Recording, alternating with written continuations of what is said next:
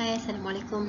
Bersama saya Puan Nur Sliha binti Hamzah bagi kursus DKV 2243 Engineering Materials dalam chapter yang kelima, iaitu non-ferrous metal ataupun besi, logam bukan besi. Okay, for content for this chapter is, first thing first, kita akan tengok introduction, and then we will discuss about the characteristic of the non-ferrous metal generally, and few types of the non-ferrous metal including aluminium, copper, titanium, magnesium, zinc. Okay, that's all the non-ferrous metal will be discussed in this video. Okay, so before that, we look for the objective of learning. Also look at here, at the end of the lesson, students should be able to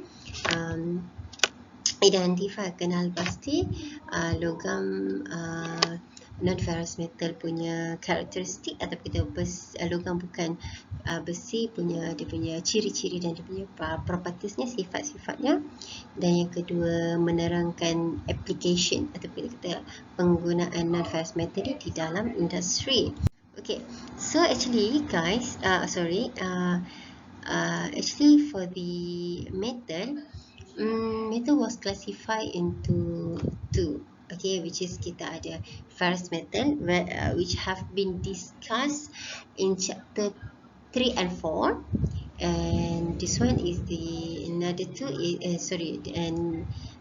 another classification called as a non-ferrous metal, and today we will discuss about the this metal called as a non-ferrous metal lah.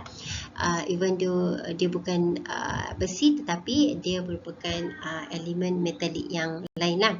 And this four non-ferrous metal ini was classified according to dia punya kita kata density, which is considered, this one is dia punya light metal and heavy metal. Mostly light metal ni less than 4.5 gram per millimeter cube. Meanwhile heavy metal more than that lah.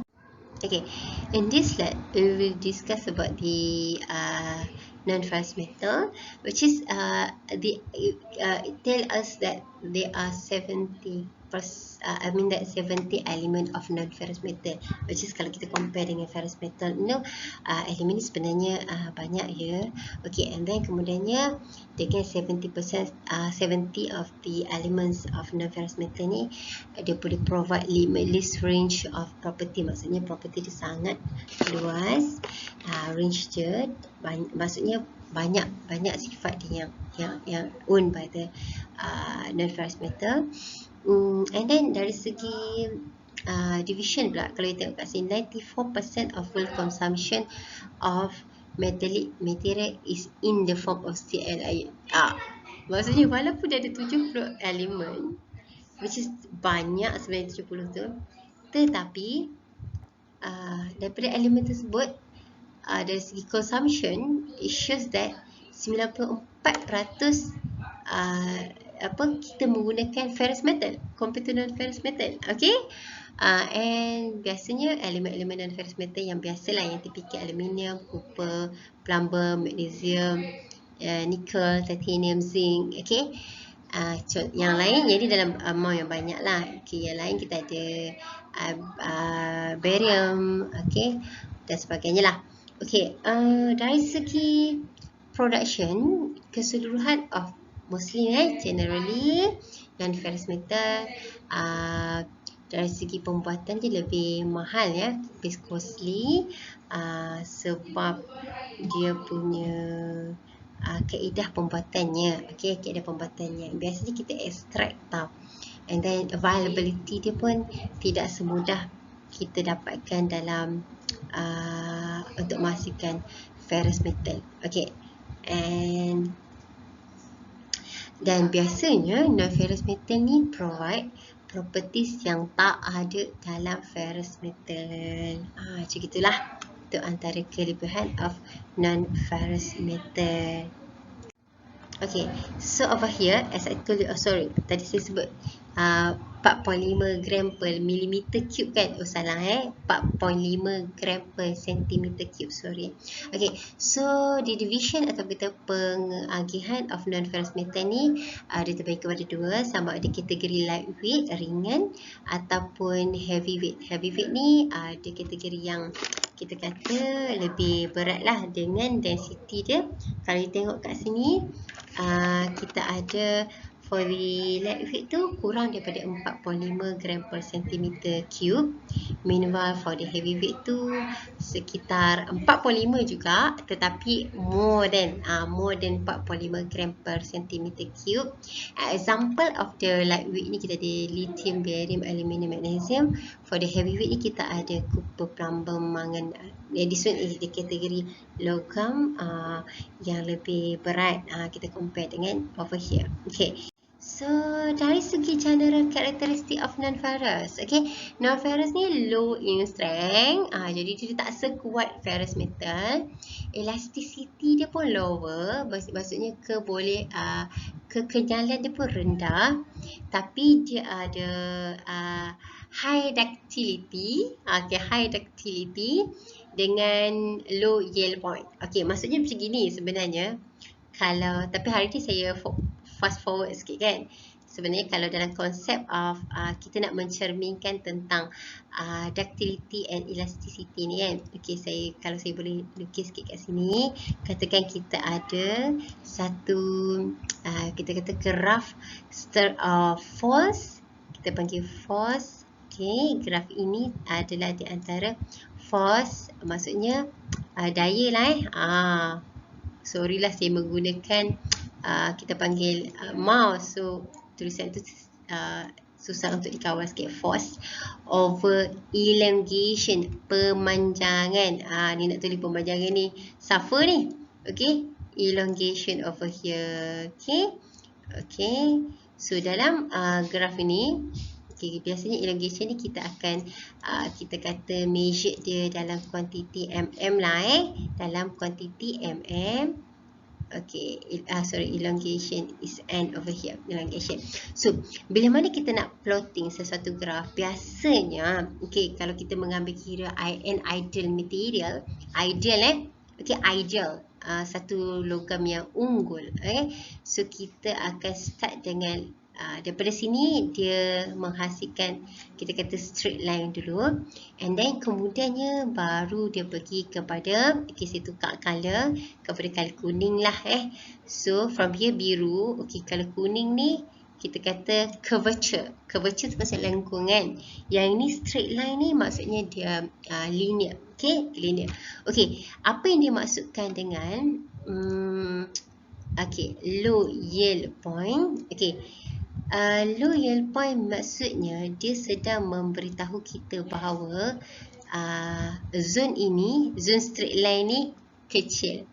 Okay, because of dekat sini kita panggil dia sebagai yield point. Okay, kita sorry lah saya tarik sini sikit, saya tunjuk sini sikit. Okay, yield point. Okay, they call as a yield point, which is dia adalah satu macam pintu lah satu takat yang membezakan di antara ni zon biru ni.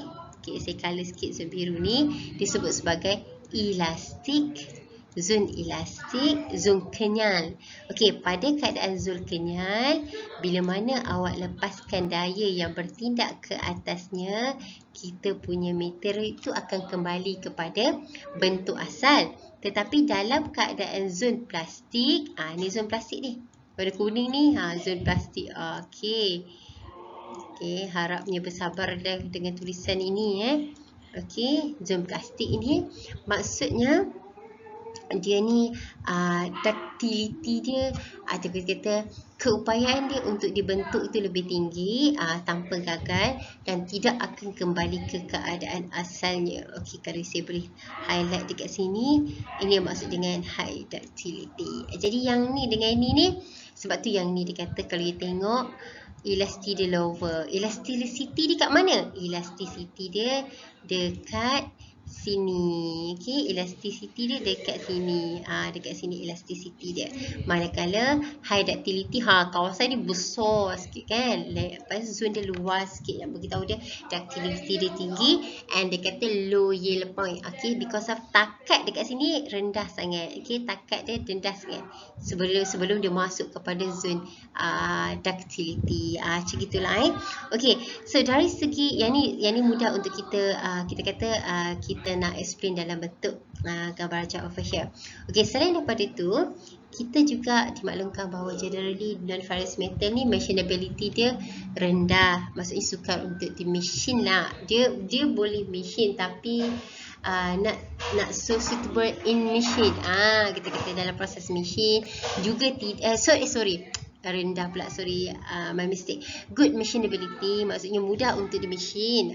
Poor wettability, tetapi tidak boleh ataupun terkurang dalam proses of kempalan. Okay, and obviously satu yang saya sangat menarik tentang non-ferrous metal ni adalah kebanyakan daripada non-ferrous metal ataupun almost semua non-ferrous metal, sebab tu dia cakap general characteristic of non-ferrous metal is telling us that dia punya corrosion resistance dia very good. I mean that susah untuk berlakunya karat kepada material yang dikategorikan sebagai logam bukan besi ini. And mostly, even though kita kata non-ferrous metal is category according to dia punya density, which is kita 4.5 gram per centimeter cube, consider sebagai less than that, kita consider sebagai light metal. Meanwhile more than that, kita dikira sebagai atau dikategorikan sebagai heavy metal. Somehow kalau kita nak compare dua ni sebagai kumpulan non-ferrous metal and ferrous metal, yang non-ferrous metal much more lighter ataupun ringan, lower density kalau compare dengan ferrous metal yang terdiri daripada steel, iron ore, cast iron semua tu Okay. Yes, dia allow forecasting and user friendly forecasting because of the very having secara keseluruhan non-ferrous metal sebagai satu kumpulan logam yang having the melting point yang rendah, and satu logam yang kita kata mempunyai keberaliran, kita kata pengaliran yang tinggi terhadap thermal, suhu dan juga electrical, and also logam yang offer different color. Kalau antara tu masuk, dan kalau dia macam terconfuse, kat mana pula different color ni Medan? Takkan dia macam plastik? Tak je lah. Macam plastik you can add warna biru, merah, kuning, orange semua kat situ, tak. Tetapi warna basic logam itu sendiri. Okay, saya ambil warna untuk Medan. Kita ada silver, kita ada bronze, kita ada gold. So yang tu semua kita kata 3 color yang dah berbeza-beza dah kan. Itu untuk non-ferrous metal, dan saya sebut tu semua ketiga-tiganya adalah kategori warna memang non-ferrous metal. Okay, itu adalah the key characteristic of the non-ferrous metal. Okay, this one is the characteristic and example of non-ferrous metal and its alloy lah. Kalau lower density dia magnesium paling rendah lah, ada lightest non-ferrous metal, diikuti oleh aluminium and titanium. Okay, and then yang keduanya kita ada low melting point. Okay, so from the melting point, we got over here is lead, zinc, tin, titanium, aluminium, magnesium, and then for the characteristic of the corrosion resistant, rentangan terhadap karat, and corrosion proof is two different things. Proof, P-R-O-O-F, proof bermaksud dia kalis. Kalis bermaksud dari segi ketahanan dia menghalang proses itu berlaku, proses karat itu berlaku sebenarnya lagi tinggi lah berbanding dengan resisten. Resisten ni maksudnya rintangan. Dia tidak, dia melambatkan ataupun menghalang perkara itu untuk satu condition lah. Tetapi kalau macam kita langgar, so tendensi untuk karat tu ada, cuma lambat sedikit, macam gitu. Kita ada copper, nickel, titanium, aluminium, heat resistor, wall resistor, kita ada wolfram, cobalt, nickel, chromium, molybdenum, conductive for heat, electrical, kita ada silver, copper, aluminium, and so on, etc. lah. So as you can see in the table. Okay, dari segi jenis non-ferrous metal pula, dalam banyak-banyak yang dalam 6 yang dalam 5 yang disenaraikan kat sini, I do believe yang paling sinonim dengan kalian adalah aluminium, copper, zinc, titanium. Magnesium ni jarang-jarang mostly kita akan selalu tengok aluminium lah. Okay, kalau dalam tempat belajar kita pun, dalam training center kita pun, kita banyak menggunakan aluminium, copper instead of magnesium, zinc and titanium. Obviously titanium ni lebih mahal dari segi cost dia. Cost material di sini pun dah mahal. Okay, so kalau tengok dari segi karakteristik, okay, now we're talking about the characteristic of aluminium. Okay, why aluminium? Because of aluminium ni, kalau berbanding dengan non-ferrous metal yang lain, ini yang paling widely used lah, yang paling banyak digunakan lah selain daripada copper. Cuma aluminium ni dia ada dia punya wide range of use. Wide range of usage. Maksudnya dia ada penggunaan yang sangat luas. Okay, household product pun ada, dari segi dekat kereta pun ada, dekat bangunan pun ada. Okay, so kenapalah banyak sangat kita kata fokus diberikan kepada aluminium ni? For sure lah, kita kata it come from its characteristic yang dibawa oleh aluminium ni, sehingga membolehkan aluminium ini antara logam yang menjadi tumpuan lah untuk dipilih dalam kita punya penghasilan produk. Okay, first thing first, kita ada lightweight over here. Lightweight if you look at here, you can see that dia punya aluminium weight dia only 1/3 daripada kita kata weight for steel, dengan syarat volume itu sama. I mean that kalau let's say kita ada bongkar, satu bongkar 10 cm, contoh 5 cm kali 5 cm kali 5 cm. Okay, satu cube ni kita ada for aluminium, another 5 kali cm, 5 cm kali 5 cm kali 5 cm for steel. So kalau kita timbang ataupun kita pegang secara, kita kata buat perbandingan dari segi weight, tak perlu scale pun, kita tahu bahawasanya aluminium tu jauh lebih ringan lah berbanding dengan steel. But bila kita boleh ada scale, I mean that kita ada alat penimbang untuk kita ukur, dan kita akan dapati bahawasanya secara general it says that weight untuk aluminium only 1/3 daripada weight for the steel. Itu kelebihan aluminium. Okay, ringan. Okay, yang kedua, we talk about solid. Okay, obviously logam memanglah solid kan, dalam keadaan yang macam ni solid lah. Tapi kenapa kita kata sifat aluminium dalam keadaan solid ini menjadi satu, kita kata, perbincangan? Okay, because of it says that the tensile strength, tensile strength bagi aluminium alloy boleh mencapai tensile strength owned by the structural steel. Okay, sekiranya melalui proses of edge hardening. Okay, edge hardening.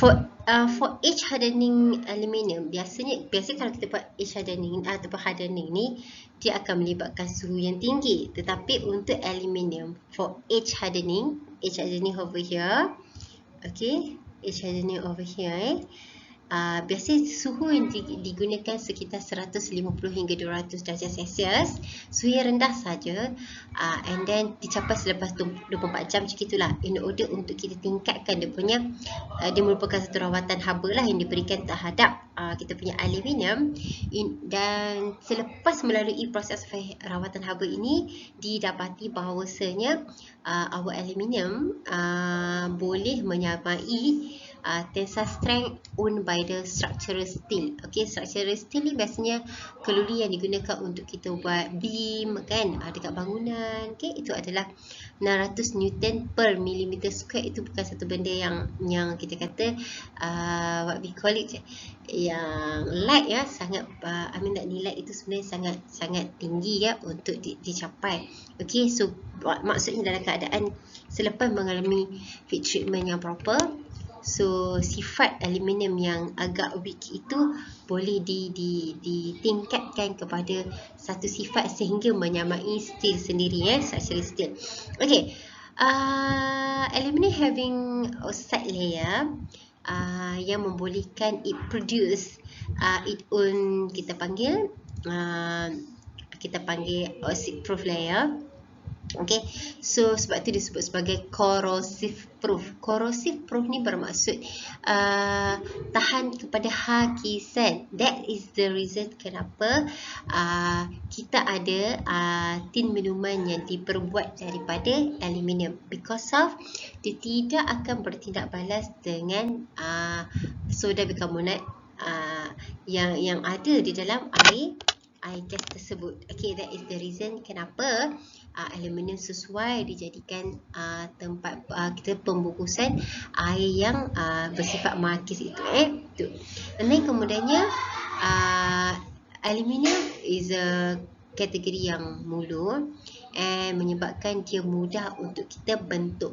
Okay, mudah untuk dibentuk lah, tak kira lepas rolling ke, lepas forging ke, deep drawing ke kan, it easy to form for the aluminium. Okay, and also over here it says that dari segi electrical and thermal conductor, okay, pengalih haba, pengalih elektrik, biasanya pengalih haba maka dia akan jadi pengalih elektrik sekali ya, dia bersekali.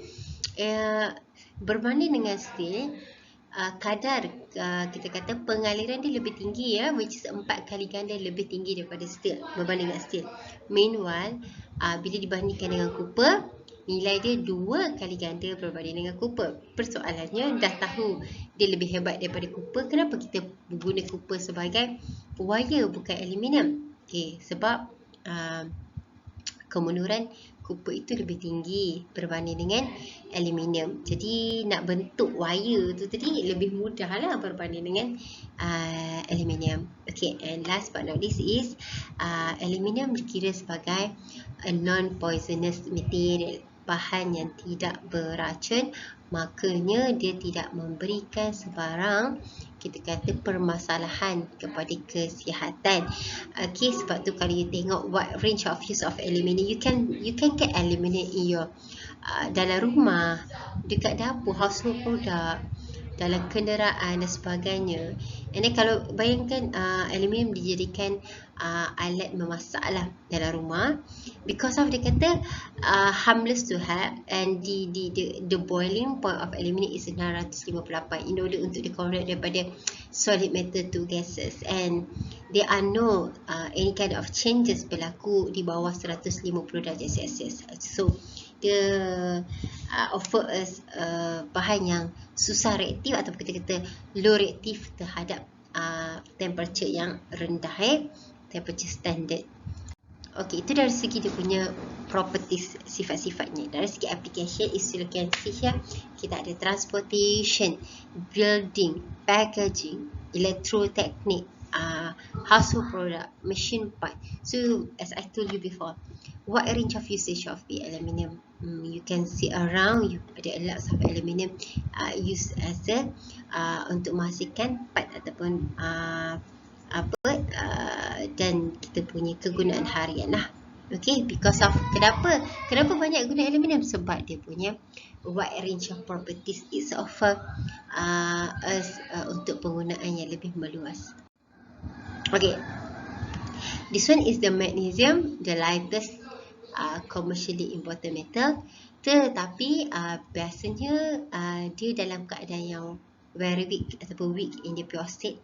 Biasa kita akan tambah kepada bahan-bahan lain. So dikatakan density dia, ketempatan dia sekitar 1.75 gram per centimeter cube. So sangat ringan, and it takes about 949 degree C in order untuk kita convert daripada solid kepada bentuk liquid phase.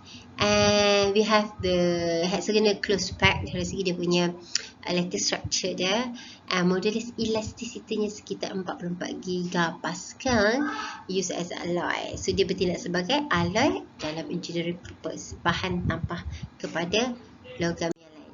Okay, kalau copper, biasanya copper kita ada berdasarkan particle factor untuk kegunaan sebagai conductor, ataupun kita guna sebagai because dia punya ductility ataupun dia punya corrosion resistant. Ini adalah sifat-sifat yang biasa ada pada copper. Okey, kalau copper dalam keadaan pure state, memang 100% untuk electrical application Okay, kalau copper based on base zinc, copper yang berasaskan zinc, maksudnya copper campur dengan zinc. Itu maksudnya menjadi satu benda baru disebut sebagai beras. Okay, dan biasa dalam beras tu contain about 50 hingga 50% adalah copper. So biasanya dia akan bertindak sebagai filler lah. Filler ni bahan tambah dalam kita punya proses joining such as brazing. Okay, kalau copper based tin ni lebih kuat. Biasanya dia akan jadi apa yang disebut sebagai bronze dan lebih expensive berbanding dengan beras. So kalau kita compare dua ni lebih mahal lah Okay, yang biasanya untuk menghasilkan bronze is contain about less than 12% of tin, and kalau you nak tingkatkan dia punya kekerasan, you can tambah lagi sehingga 20% of tin ke dalam kita punya gabungan copper itu tadi kan. So kalau lebih daripada 20%, highly possibly kita punya copper akan berada dalam keadaan high fragile ataupun lebih kepada more brittle. Okay, macam gitu. Okay, for zinc in the pure state we always use as a galvanize lah. Galvanize ni maksudnya besi untuk kita sadur. Untuk kita sadur pada logam yang lain, such as pada iron ataupun pada steel lah. Okay, tujuannya adalah untuk kita tingkatkan corrosion resistant lah. Untuk steel tadi kita risau kalau for example iron kan, kalau kita tak besi, kalau kita tak sadurkan dia akan cepat karat. Jadi kita sadurkan dengan zinc in order to increase dia punya corrosion resistance lah, rintangan karat dia. Okay, biasanya dari segi step processing or galvanizing ni, so we need to bersihkan kita punya atau clean kita punya iron or steel yang we want to sadurkan itu daripada sebarang contaminants such as grease dan sebagainya. So kita akan buat acid clean lah, okay, so that dia betul-betul clear. And then kemudian baru kita coatedkan dengan zinc tadi by dipping, maksudnya kita celup dalam bath of molten metal ataupun molten iron, molten zinc, atau juga boleh menggunakan proses yang lebih advance, iaitu menggunakan electroplating kan. Dan biasanya lebih kurang dalam step of galvanizing process memerlukan lebih kurang 35% of zinc akan digunakan untuk sadurkan semua permukaan iron dan juga steel tersebut. Okay, okay, zinc is acted as alloying element in casting. Okay, maksudnya dalam keadaan pure state, zinc pure galvanizing.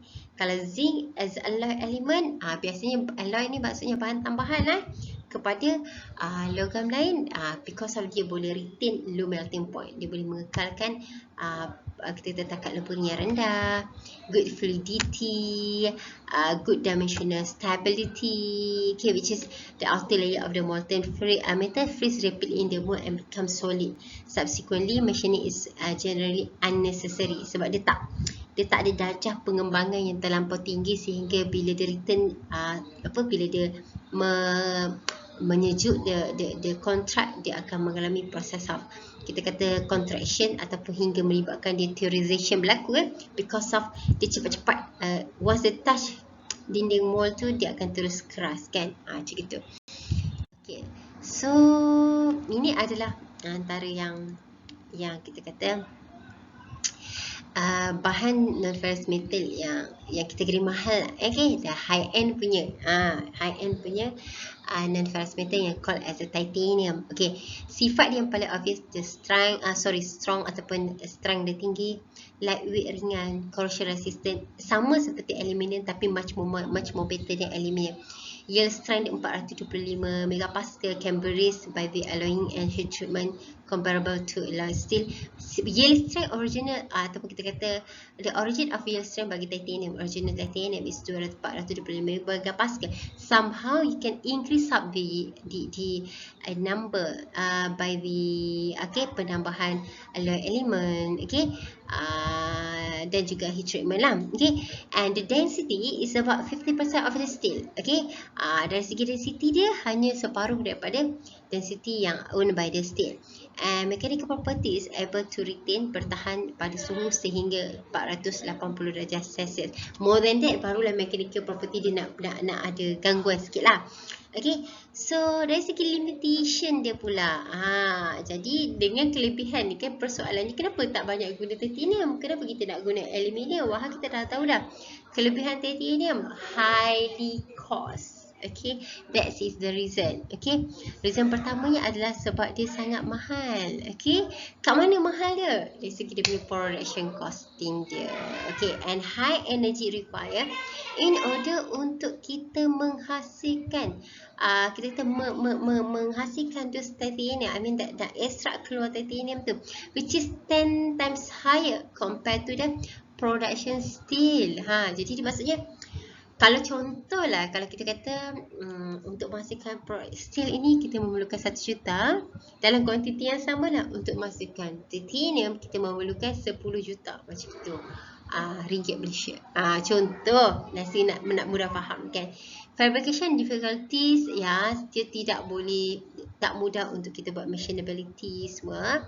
Okay, high reactivity at elevated temperature, dan dia juga jenis yang maksudnya bila terdedah kepada suhu tinggi suhu yang sangat tinggi, so dia ni senang react lah, senang bertindak balas. Okay, itu tentang aluminium. And also over here, it was classified into 3 kumpulan, alpha, beta. Okay,